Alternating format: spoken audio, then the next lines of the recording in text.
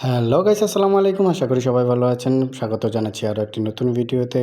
আজকে আমি দেখাবো আপনাদেরকে যে মালয়েশিয়াতে রাস্তার টেস্ট কীভাবে করা হয়। এটি হচ্ছে লোড টেস্ট।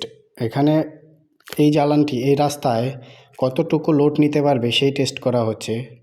পিচ ঢালাই দেওয়ার আগে একবার টেস্ট করে, এরপর পিচ ঢালাই দেওয়ার পর আবার টেস্ট করে। এই দেশের কাজের মধ্যে কোনো ধরনের কোনো দুর্নীতি পাওয়া যায় না, কারণ এই দেশের কাজ একবার নয় কয়েকবার টেস্ট করা হয়। সো এভাবে টেস্ট করলে কোনো ধরনের কোনো দুর্নীতি করতে পারে না কেউই। তো দেখতে পাচ্ছেন আপনারা কিভাবে টেস্টটি করছে।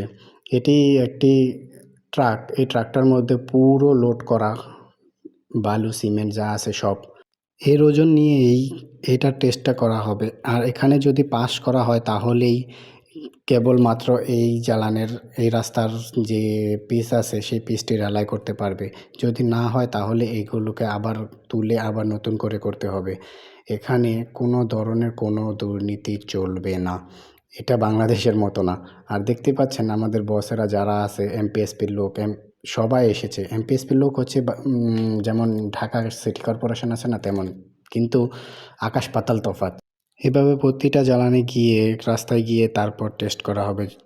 একটি রাস্তাও ওরা ছাড়বে না, এরকম এদেশের গভর্নমেন্ট। প্রতিটা রাস্তায় যাবে, প্রতিটা রাস্তায় গিয়ে তারপর এভাবে চেক করবে। এই যে দেখতে পাচ্ছেন আপনারা, যাচ্ছে প্রতিটা রাস্তায়। এখানকার কাজ শেষ, তারপর যাচ্ছে রাস্তায়।